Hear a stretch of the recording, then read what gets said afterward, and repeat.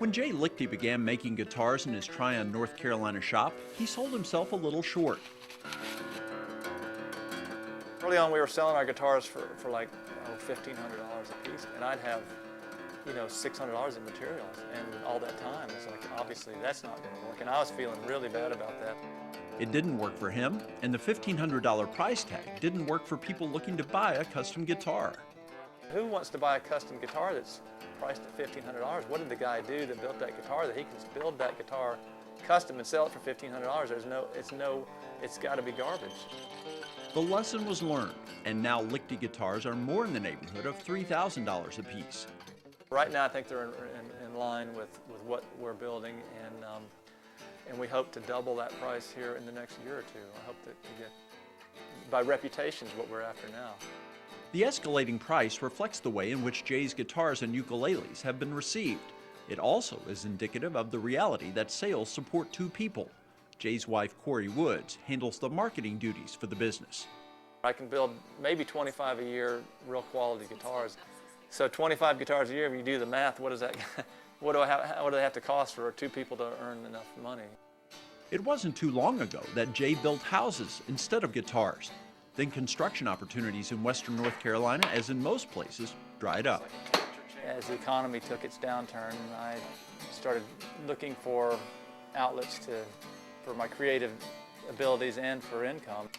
He proved to be rather adept at building ukuleles with instruction he found on YouTube and by using tools he had on hand.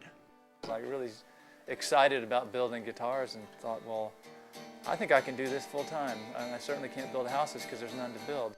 He and Corey decided to devote a full 12 months to creating as many guitars and ukuleles as possible. A new career was born.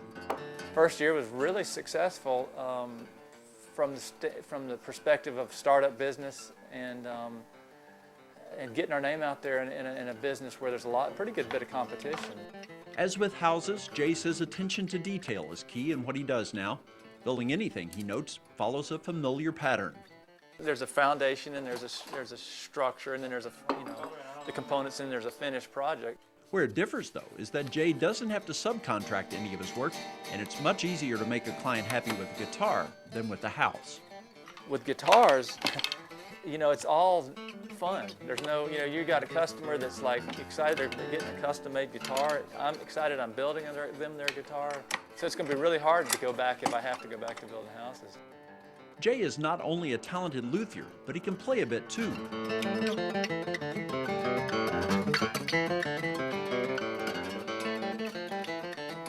That's a song he wrote called The Chase.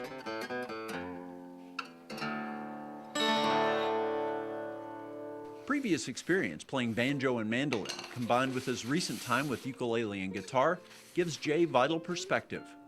The sound is very, very important, but if somebody picks up a guitar that sounds great and it doesn't feel good to them, they're not going to want to play it.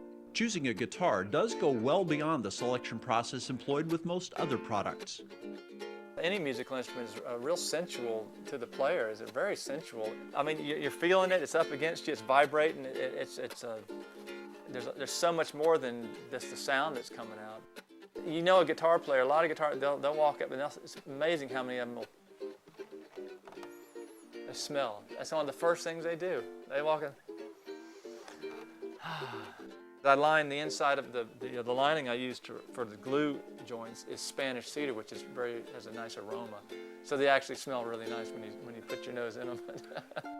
Lichty guitars seem to have what it takes, as a number of prominent musicians now carry them onto the stage.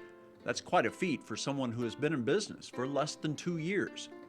The thing that I'm hearing by people that have them and people that play them is that they have the sound is really beautiful, and so that I hope is what ends up selling them, or being that, like, someone goes, oh my God, that has to be a Lichty, because listen to it. There are a couple of ways to go about creating guitars. In a more scientific manner, math and strict patterns can be followed. That, however, does not describe the Lichty method. There's certain formulas that I have to stick to, how the bracing patterns, the thicknesses of braces and stuff, but as far as the carving of them to get the sound I want, it's just all very organic. Jay claims that he doesn't even know where he gets that organic ability. I take credit for my dedication to doing it and my attention to details, but I take zero credit for the beauty of how they're turning out. Because it baffles me to this day. I've yet to have a dud guitar. Another area in which Jay can claim a lot of credit, though, is in having the ability to alter his life's trajectory. This is a long way from building houses, and even though it's a relatively new path, the destination is clear. That's the ideal situation. I'd say 20 guitars a year that people have ordered ahead of time, and it's a comfortable life.